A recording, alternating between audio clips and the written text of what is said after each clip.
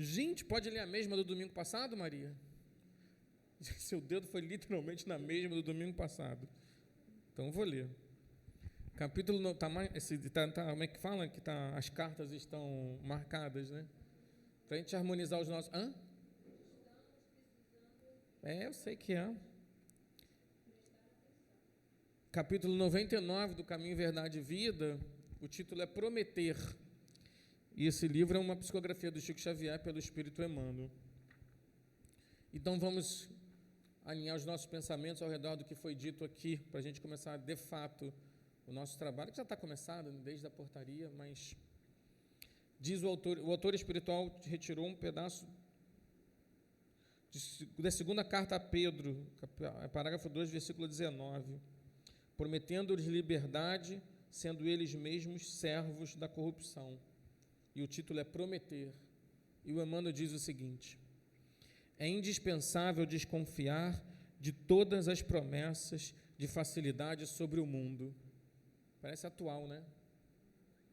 Jesus, que podia abrir os mais vastos horizontes aos olhos assombrados da criatura, prometeu-lhe a cruz, sem a qual não poderia afastar-se da terra para colocar-se ao seu encontro. Em toda parte existem discípulos descuidados que aceitam o logro dos aventureiros inconscientes. É que ainda não aprenderam a lição viva do trabalho próprio a que foram chamados para desenvolver atividade particular.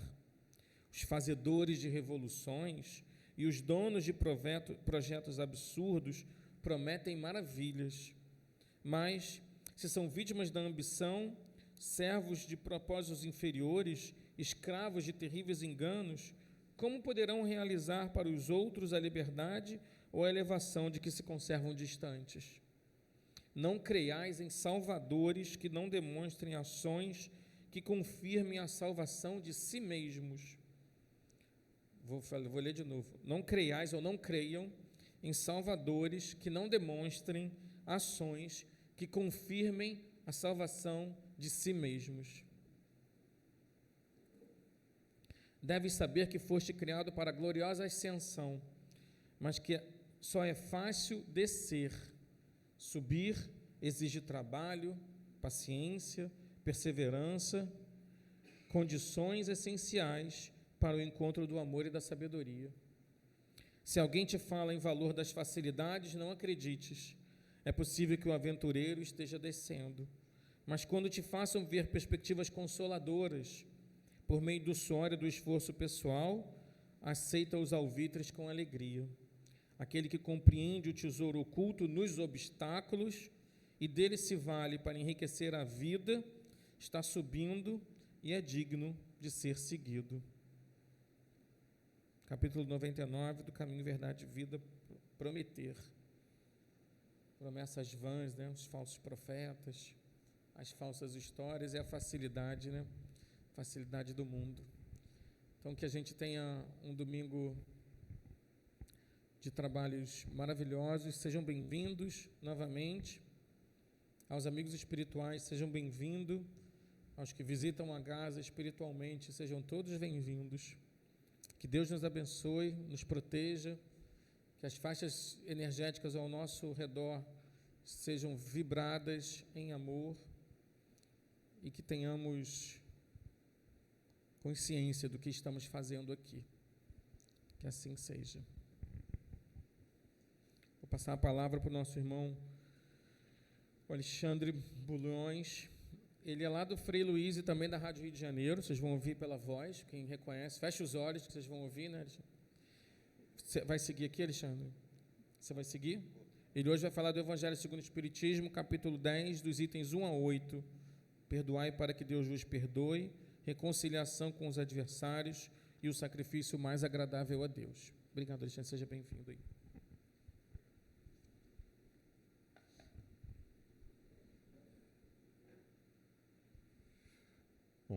Bom dia a todos. A gente sempre gosta de deixar claro que esse bom dia, no caso, é sempre para encarnados e desencarnados, porque é para ninguém ficar com ciúme, e também é para todos aqueles que queiram ou não estar presentes. Porque às vezes a gente é levado, né? A gente não sabe nem porquê, mas a gente é levado. E aí depois a gente descobre o porquê. É um prazer muito grande estar aqui com vocês. Eu não sei se pelo fato,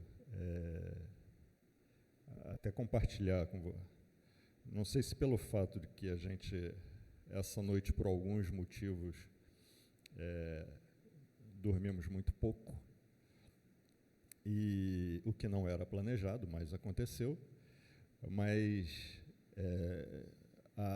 o sentimento nesse momento é de muita emoção mesmo. Então, como diz que quando a gente está cansado, a nossa percepção daquilo que está ao redor se torna um pouquinho mais latente, porque a gente acaba absorvendo um pouco mais, mas é uma emoção boa, então que bom, né? Que bom. Uma das coisas que a gente aprende dentro da doutrina espírita é que coisa alguma é por acaso. E aí vem esse texto falando sobre sintonia, porque, entre outras coisas, esse texto fala sobre sintonia. E a sintonia é algo tão forte dentro da doutrina espírita, dentro do ensinamento, né? Não é dentro da doutrina espírita, mas dentro do ensinamento, dentro daquilo que a gente estuda, dentro daquilo que a gente busca aprender,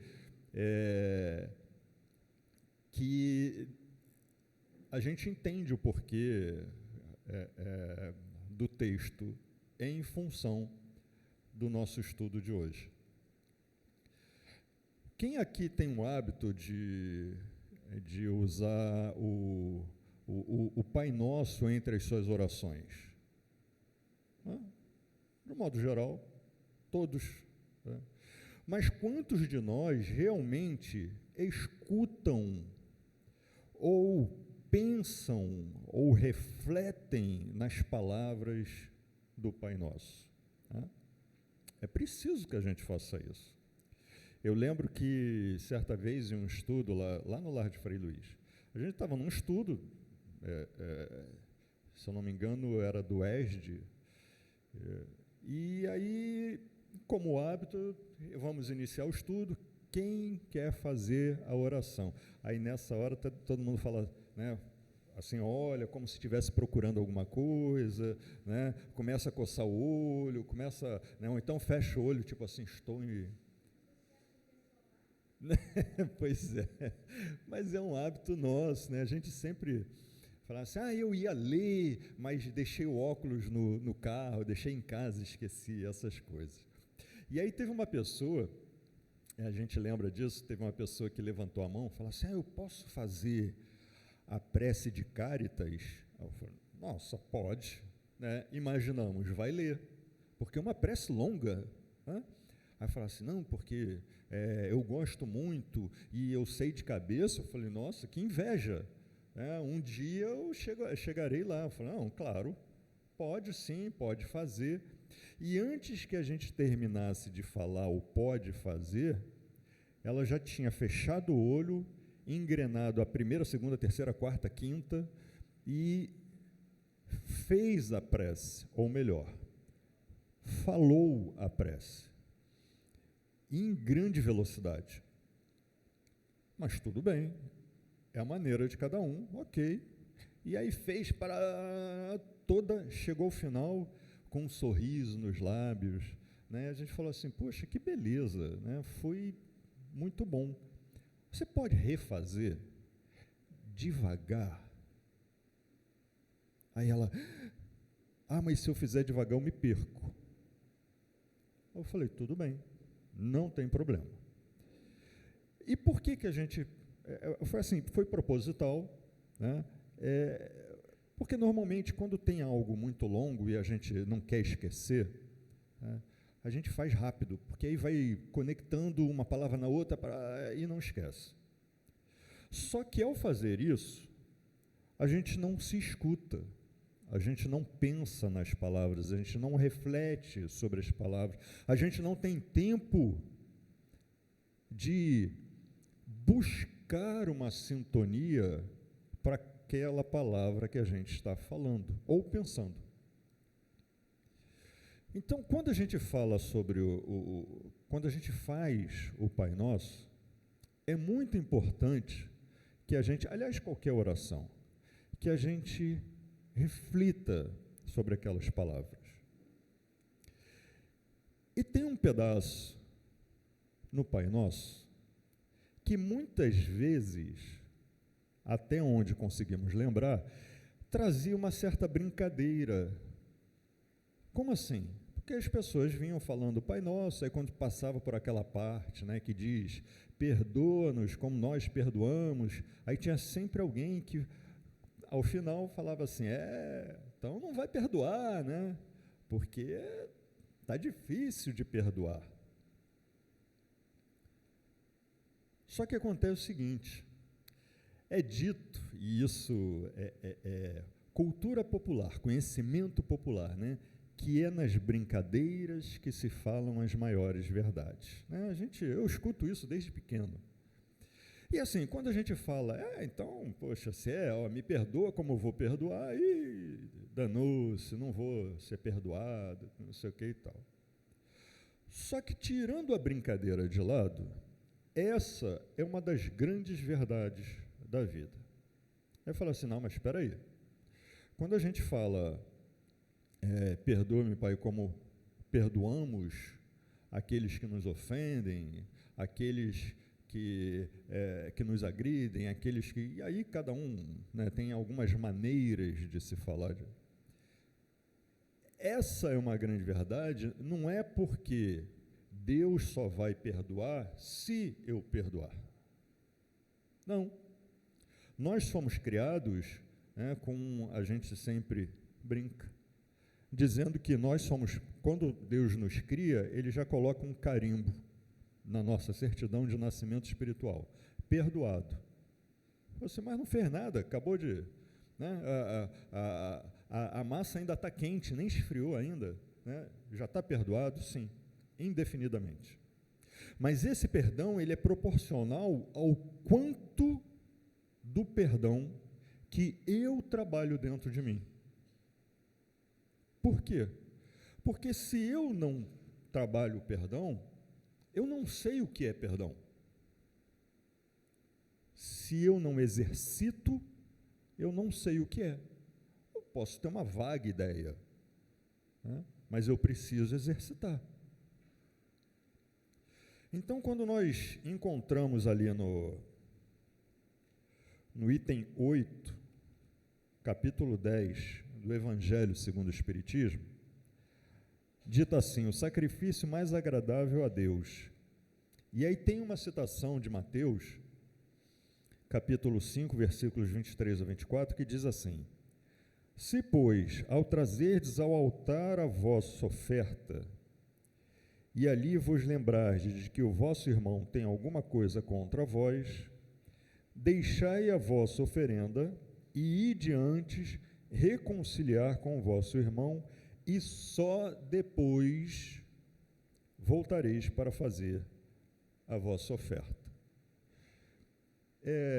Jesus falava muita coisa que às vezes a gente, se levar ao pé da letra, não faz um certo sentido, ou então, poxa, mas não é bem assim, e a gente se perde. Por isso é importante a gente ir lá naquele momento e entender.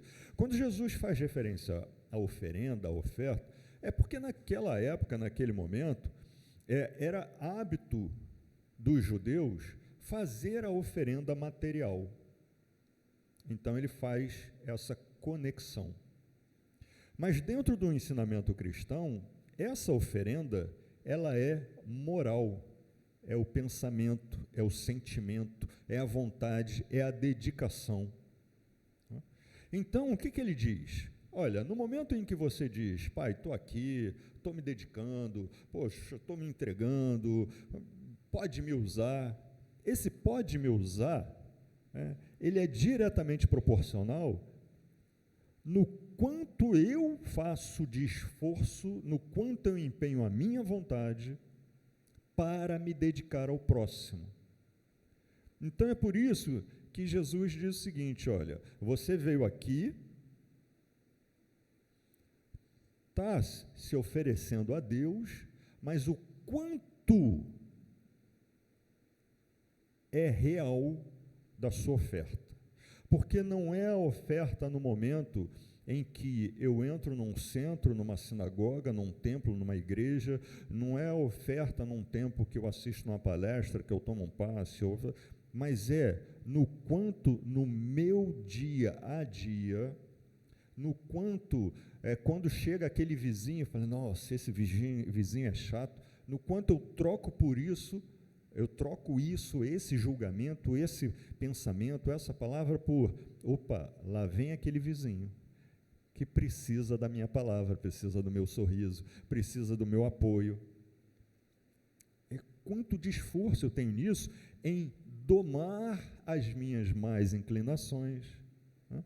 Por isso que Kardec deixa, e isso é maravilhoso, né? Reconhece o verdadeiro espírita, e a gente pode mudar isso para o verdadeiro cristão, né? Não por sua perfeição. Por quê? Porque não é uma questão de ser perfeito, pelo menos não no nosso caso. A perfeição ainda está um pouquinho longe, né? Só um pouquinho. Mas é no quanto nós nos esforçamos para. É o quanto eu paro, olho para trás, não para lamentar, não para me colocar em culpa, não, mas o quanto eu paro, olho e falo assim, cara, eu errei ali, eu fiz isso, tenho que consertar. E preciso mesmo me empenhar. Então, no momento em que eu faço isso, eu aumento a minha conexão com Deus. No momento em que eu faço isso, eu declaro, Deus, eu reconheço a minha falha e quero lhe deixar orgulhoso do seu filho. E vou me dedicar para isso. Aliás, mais do que vou me dedicar, porque esse vou me dedicar, muitas vezes pode ser uma promessa, né? Falar, eu vou fazer. Não. Estou fazendo. E não é nem o vou tentar. Não tente, faça. E se errar, está tudo bem, mas faça, se empenhe. Então, quando ele diz aqui, ao trazerdes ao altar, deixai a oferenda e ide reconciliar com o vosso irmão, no momento em que nós, ao invés de pararmos para vir ao centro, claro que é importante, essa comunhão, muito importante, mas eu paro e digo, caramba, ontem eu pisei no pé daquele meu irmão e eu estava com pressa, nem pedir desculpas. Vou até ele e digo, poxa, ontem eu pisei no teu pé, foi mal, desculpa aí, tá? Não foi sem querer. E aí ele vai dizer, fala, poxa, imagina, deixa para lá. Mas é importante você ir lá e dizer, olha, eu sinto muito. E tem uma coisa importante aqui, que às vezes a gente fala assim, eu fiz, ele não vai se importar. Ou então, quando alguém chega para mim, fala assim, poxa, Alexandre, olha só, eu fiquei sabendo, o Wagner ficou chateado contigo, porque você fez isso, fez aquilo. Aí eu paro e penso, poxa, mas não fez nada demais. Isso aí, cara, isso é problema dele.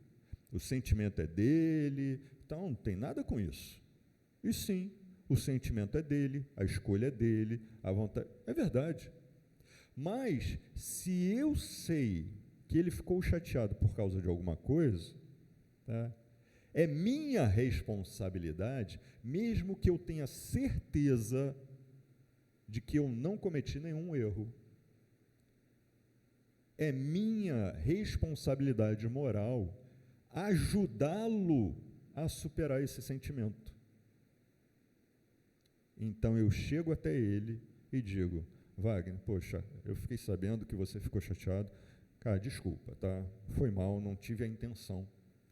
E aí, ao fazer isso, eu estou ajudando a quebrar um sentimento ruim, a desfazer uma mágoa. Estou desculpado? Poxa, obrigado. Eu estou ajudando, né? Então, aquela mágoa que de repente ele ia ficar ali remoendo, alimentando, eu ajudei a desfazer. Muitas vezes a gente fala assim, eu não fiz nada de errado, estou nem aí. E aí o que a gente está alimentando? Um orgulho. Eu não tenho que pedir desculpas. Peça. Você tem certeza que não fez nada de errado? Tenho. Que bom. Mas peça então não por você, peça por ele, para ajudá-lo, para ajudá-la, seja quem for, conhecido, desconhecido, não importa. Porque aí você vai ajudar aquela pessoa a perceber que não havia um real motivo, ou que pelo menos você reconhece que tem alguma responsabilidade ali, mas quer dar tudo o que você tem, que está ao seu alcance, para ajudar essa pessoa a superar aquele sentimento. Então, esse sacrifício mais agradável a Deus é o quê? É lidar com o seu orgulho, é lidar com os seus sentimentos, é lidar com a sua trava, desfazer essa trava e se colocar de forma humilde, dizendo, tudo bem, que você reconheça que eu lhe fiz algo, mesmo que eu não tenha feito. Mas se você reconhece, eu quero te pedir perdão, eu quero te pedir desculpas. E quando a gente faz isso, a gente estende a mão e acolhe essa pessoa, ajudando-a a desfazer esse sentimento. Bom, e aí, voltando ao Pai Nosso, e aí quando a gente fala, Pai, perdoa-nos, como nós perdoamos aqueles que nos ofenderam, né? Perdoa nosso pecado, como nós perdoamos aqueles que pecaram contra nós, perdoa nossas... Enfim, quando a gente faz isso, a gente está dizendo, Pai, me entrega tudo aquilo que eu sei que eu estou fazendo, na mesma proporção, não mais, não menos. E se eu quero ser mais acolhido por Deus, então eu faço mais ainda ao próximo. É por isso que nós dizemos, né, a máxima da doutrina espírita é: fora da caridade não há salvação. E a caridade não é tirar do bolso, não é só o alimento, não é só o dinheiro, o agasalho, não, é o acolhimento, é o sorriso. É engraçado como muitas vezes a gente está andando na rua, na calçada, aí quando a gente vai andando, vem alguém na direção contrária, essa pessoa sempre desvia o olhar, né? Olha para o relógio, pega o celular, não sei o que e tal, para não olhar. E aí quando a gente fala, bom dia, poxa, mas eu não conheço essa pessoa. Mas bom dia. A pessoa leva até um susto. Fala assim, bom dia, tudo bem? A pessoa fica meio assim. Por quê? Porque não é um hábito. Aqui, quem mora aqui, está passando, fala bom dia, bota, opa, tudo bem, não sei o que e tal, porque você está na sua vizinhança, está com as pessoas ali, que às vezes você não conhece pessoalmente, mas já viu, né, de vista e tudo mais, é mais fácil. Mas quando não conhece, a pessoa leva até um susto. E esse bom dia, esse sorriso, sabe, esse aceno de cabeça, muitas vezes, pode ser tudo o que aquela pessoa precisa naquele momento. A gente sempre lembra nessas horas, quando o Divaldo conta da viagem dele à África do Sul, lá em 1970, alguma coisa, que ele dizia, eu não suportava abraço. Isso é algo que está sempre muito forte na nossa memória. Eu não suportava abraço. E não era de desconhecido, era de qualquer um. Ele não gostava de abraço. Até o dia em que seu mentor falou assim, está vendo aquela pessoa que está vendo ali? Abrace. De jeito nenhum. Ele não gosta de abraço. E ele estava na África do Sul, num momento muito complicado, e a pessoa que tinha sido indicada para abraçar era uma pessoa negra. Ele, não vou abraçar, vai sim, não vou, vai, não vou, vai, não vou, vai, não vou. Resumo da história, quando a pessoa está bem perto, ele abraça, fica aquele mal-estar no salão, que era um salão de hotel, eles estavam ali para tomar café da manhã, fica um mal-estar, e aí ele solta, fala, você tem leite quente? Fala, você pode trazer para mim? Dá uma desviada no assunto. Resumo da história, no dia seguinte de manhã, aquela pessoa vai até o quarto em que Divaldo está e, derramando muitas lágrimas, agradece, porque ele estava muito doente, estava com câncer, desenganado já, e o custo ia todo para a família. E a família não tinha condição. E ele tinha decidido, ao final daquele dia, tirar a própria vida. E o abraço o salvou. E os dois, mais uma vez, se abraçaram entre lágrimas e agradeceram. Então,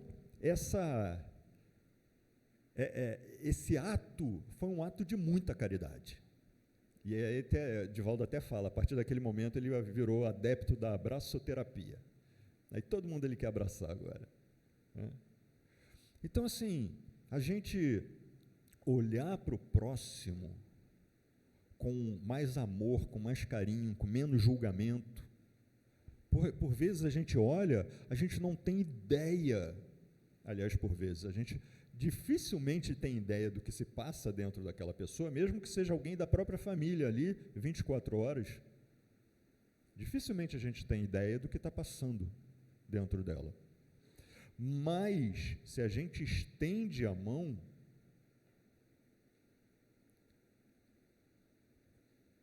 isso já é o suficiente. Se a gente olha para aquela pessoa e vê algo que nós não concordamos, mas dizemos, eu estou aqui, beleza? Conta comigo. Aquela pessoa não se sente julgada, e isso é extremamente importante. Então, voltando aqui ao Evangelho, né, nós temos, logo no início do capítulo 10, que é o capítulo Bem-aventurados os que são misericordiosos, tem assim, perdoai para que Deus vos perdoe, e a gente está falando dessa questão do Pai Nosso, né? E aí tem duas citações aqui, três na verdade. Uma de Mateus 5, versículo 7, está assim, bem-aventurados os que são misericordiosos, porque eles alcançarão misericórdia. De novo, uma afirmação sobre sintonia. Não é que Deus só irá demonstrar sua misericórdia para conosco se formos misericordiosos. É porque se eu não for misericordioso, se eu não demonstrar minha misericórdia para com aqueles que estão ao meu redor, eu não conseguirei identificar, aceitar essa misericórdia de Deus. Então, é necessário que nós possamos exercitar essa misericórdia. É necessário que nós possamos exercitar a nossa compaixão, o nosso perdão. Porque senão, o que vai acontecer? Fiquei doente. Ou alguém que amamos está muito doente. Aí a gente entra em oração e pede a Deus. Claro, primeira coisa que a gente faz. E é muito importante fazer isso. Deve ser a primeira coisa que a gente faça. Mas aí o que acontece? Eu vou pedir a Deus. E aí vem aquele pensamento. Mas será que Ele vai me atender? porque eu não fiz isso, eu não fiz aquilo, eu não... Aí começa a bater aquele sentimento de culpa, né? Ou de responsabilidade sobre o que eu deveria ter feito, ou o que eu fiz, mas não deveria, porque nossa consciência nos traz essa cobrança. Então, primeira coisa, isso a gente precisa abrir um parêntese aqui, né? Culpa, igual papel que a gente está muito rabiscado, a gente não vai usar. Amassa, lixo. Tá? Se tem dicionário em casa, vai lá e risca essa palavra. Culpa é algo que só faz mal para a gente, só destrói, né? Vamos trocar isso por responsabilidade. Quando eu tenho responsabilidade sobre algo, eu tenho capacidade de agir sobre isso. Logo, se eu percebo algo que eu não deveria ter feito, olha a recomendação, eu vou lá e corrijo isso. É maravilhoso como o pensamento remete a Santo Agostinho, quando ele diz: quando estava dentre vós, eu sempre ao final do dia fazia uma avaliação de todas as minhas ações. O que eu devia ter feito e fiz, muito bem, mas o que eu não devia ter feito, ou o que eu devia ter feito e não fiz, eu anoto e deixo para a primeira atitude do dia seguinte. Então, deveria ter feito algo para meu irmãozinho. O que eu não fiz? Caramba. Primeira coisa que eu tenho que fazer no dia seguinte. Poxa, mas eu acordo às 6 horas da manhã. Então, o que eu vou fazer? 15 para as 6, acordo um pouquinho antes. E a primeira coisa que eu vou fazer, vou ligar para meu irmãozinho. 6 horas você já está acordado? Então deixa para um pouquinho depois. Porque senão...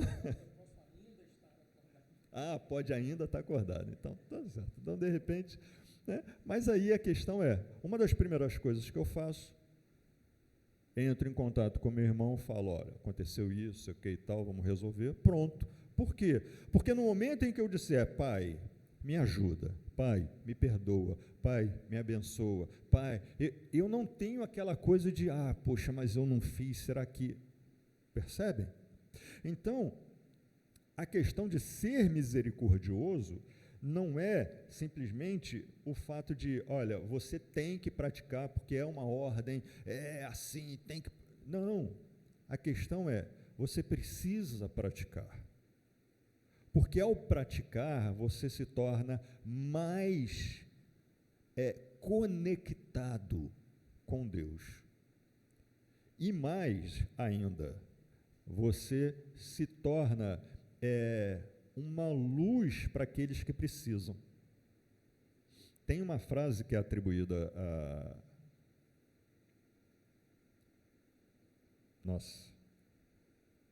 Francisco de Assis, que é dito o seguinte: muitas vezes o seu exemplo, a sua atitude é todo o evangelho que alguém tem acesso.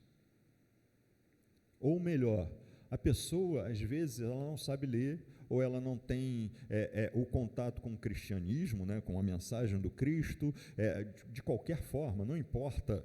Mas no momento em que você age, pensamento, atitude mesmo, uma escolha, no momento em que você age e está em sintonia com Cristo, com a sua mensagem, com o seu ensinamento, esse exemplo reflete naqueles que estão ao redor. E isso é muito, muito importante. E a gente precisa se conectar cada vez mais a esse tipo de pensamento, de atitude. Às vezes não é fácil. Às vezes não é fácil.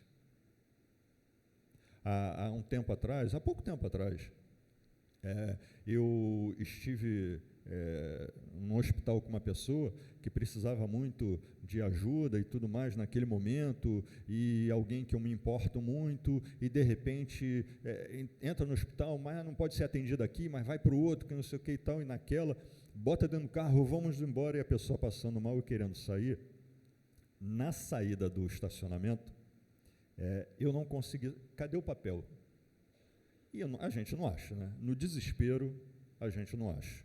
E eu estava muito nervoso naquele momento, cadê o papel? E eu começo a chamar a pessoa do estacionamento, e a pessoa fala assim, meu senhor, tem que vir aqui para liberar, na maior calma, e eu desesperado, olha só,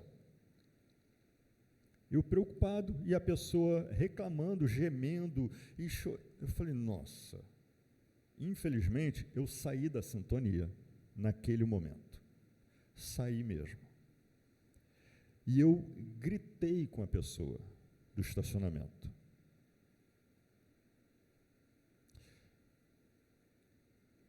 E aí a pessoa acabou vindo, com muita má vontade, mas veio. E no momento que ela chegou a 2 metros de mim, bota a mão no bolso, o papel materializou, olha só. Puxo o papel, entrego para a pessoa, viro as costas, e eu só escuto ele falar assim, tá vendo? Era só procurar. O monstrinho que vive aqui dentro, nesse momento, soltou uma gargalhada, mas como falar assim, é agora que eu vou sair, é agora que essa prisão vai abrir, eu vou sair com tudo, mas o pouquinho de sintonia que a gente cria no nosso dia a dia, nessas horas faz toda a diferença, porque naquele momento foi assim, entra no carro e sai. E eu não virei, eu escutei, veio aquele pensamento, preciso sair daqui, entrei no carro e saí. Por quê? É claro que a gente reflete depois, aí fica fácil racionalizar, né? Se tivéssemos olhado para ele, nós estaríamos até hoje lá discutindo. E isso não é legal. Aliás, isso é péssimo. Mas também racionalizando depois que aconteceu, a gente olha para mais atrás ainda, né, mais lá atrás, fala assim, há muitos anos atrás, graças a Deus, se isso tivesse acontecido, aquele monstrinho teria se libertado. Graças a Deus, hoje, apesar dele gritar muito, apesar de fazer muita confusão aqui dentro, ele não se liberta. E isso só é possível por causa desse nosso empenho. E olha que nós somos muito falhos, muito falhos. Mas o exercício. E aí a gente ficou pensando, lembramos até de uma coisa que o Haroldo Dias conta, né? Haroldo Dutra conta, que uma vez ele estava dentro do carro, levou uma fechada, quando ele abriu o vidro, o filho falou assim, pai, e se aquela pessoa ali assiste tuas palestras? Aí ele começou a fechar o vidro com muita vergonha. Infelizmente, o nosso vidro naquela hora estava escancarado. E a gente gritou com a pessoa que ali estava. Ah, mas a preocupação, isso é desculpa. É claro que existia ali uma preocupação muito grande, mas se exercitarmos a nossa misericórdia, o nosso perdão, a nossa compreensão, quanto mais exercitarmos, maior será a sintonia com os bons espíritos, maior será a comunhão com Deus e maior será o nosso autocontrole ou o nosso controle desse monstrinho interior que nós temos. Por isso que falamos que o texto inicial, ele falava sobre sintonia, porque ele nos remete a essa condição de quanto mais fazemos pelo próximo, mais fazemos por nós mesmos. Agora, só um alerta. Eu quero fazer muito por mim, então eu vou fazer mais pelo próximo, porque aí eu vou ganhar. Não é assim. Isso não é moeda de troca. Ter consciência disso é importante. Por quê? O que eu quero colher? É isso. Quando se fala da colheita, eu vou colher apenas o que eu plantar. E a escolha da semente é minha. A escolha da semente é minha. O esforço para regar, adubar, cuidar dessa semente, esse esforço é meu. Esse esforço é meu. Se ela vai germinar ou não, aí não é comigo, é com Deus, porque é da natureza. Mas o esforço que eu faço para que ela germine e se transforme em algo belíssimo, cabe a mim. E se não germinar, escolho outra semente, preparo melhor a terra e planto de novo. E se não germinar, escolho outra semente, até que eu esteja pronto para colher e fazer o melhor uso dessa colheita. Por quê? Porque muitas vezes a gente reclama, né? Eu estou escolhendo essa melhor semente, estou fazendo o melhor trabalho e não acontece nada. Escolho a melhor semente, faço o melhor trabalho e não acontece nada. Escolho outra semente, mas talvez eu não esteja preparado para a colheita. Então, as dificuldades, as provações, são uma forma de Deus nos dizer: continua exercitando, porque eu vou te dar a melhor colheita. Mas para isso, você tem que estar preparado para a melhor colhedura, quer dizer, para fazer a melhor colheita. Então é essa a questão. Ser misericordioso para que sejam misericordiosos com você. Perdoar para que lhe perdoem. Dar o melhor para estar na melhor sintonia e aí poder receber o melhor. Porque senão eu estou numa sintonia baixa e aquilo que eu quero está numa sintonia alta. E eu quero que está aqui, mas eu continuo aqui. Eu preciso fazer esse esforço. E tenho certeza, absoluta, tenham certeza que nenhum esforço, por menor que seja, será desconsiderado por nosso Pai. Mas a nossa intenção, a nossa verdadeira intenção, essa será, sim, avaliada e beneficiada. Porque é assim que, através do nosso esforço, as pessoas que estão ao nosso redor vão olhar para nós num equívoco e dizer: cara, ele não é assim, está acontecendo alguma coisa, porque eu sei que ele é melhor do que isso. E é assim que, ao pedirmos perdão ao Pai, nós seremos realmente perdoados. É assim que, ao estendermos a mão ao próximo, não importando o que o próximo fez ou quem o próximo é, a mão que nós precisamos nos será estendida. É essa troca natural, às vezes não quando a gente quer, mas com certeza sempre que nós realmente precisamos. Então vejam, só para a gente finalizar, né, esses 3 itens muito importantes para que nós entendamos: perdoar para sermos perdoados, reconciliarmos com nossos adversários e o sacrifício mais agradável a Deus. Tudo tem a ver com a sintonia que nós queremos em nós. o resultado que nós queremos para a nossa colheita. E às vezes,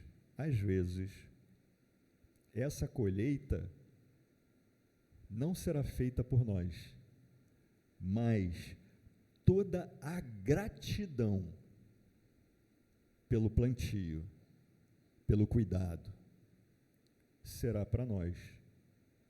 Existem sementes que são plantadas e só 1, 2 gerações depois elas são colhidas.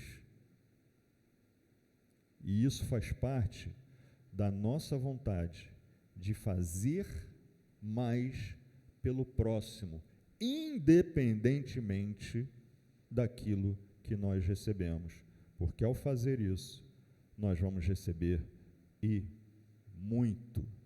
E aquela mágoa que poderia ficar nos fazendo mal, nos corroendo, ela nem se desfaz, porque ela não se cria. E a gente vai entendendo cada vez mais a vontade de nosso Pai, através do ensinamento de nosso Mestre e passando ao próximo a nossa atitude, ou melhor, o nosso exemplo, através da nossa atitude, do nosso pensamento, do nosso desejo, de quem nós realmente somos. E finalizamos lembrando aquela frase maravilhosa, né? Nossa, veio à mente, já não sou mais eu, é o Pai, como é que é? De Paulo, já não sou mais, é como se fosse, vamos lá, só para a gente, vocês vão lembrar, né? Já não são, já não sou mais eu, é o Pai que vive, é o Pai que vive através de mim. Por quê? É a maneira como eu me dou ao próximo, é a maneira como eu ajo que demonstra a vontade de nosso Pai.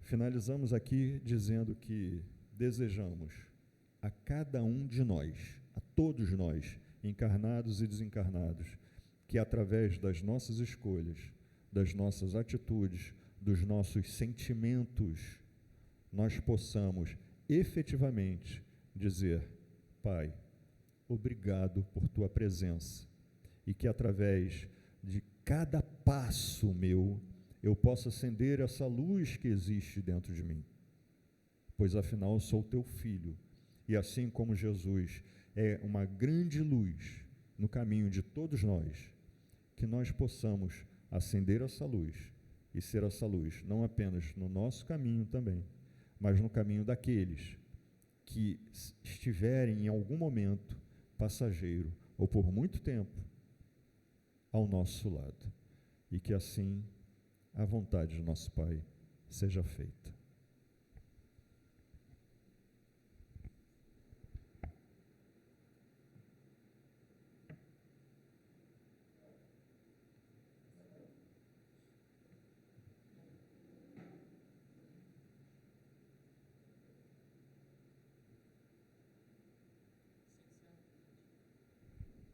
A gente vai encerrar aqui a gravação. Depois no YouTube, esses estudos, essas exposições estão todas expostas lá.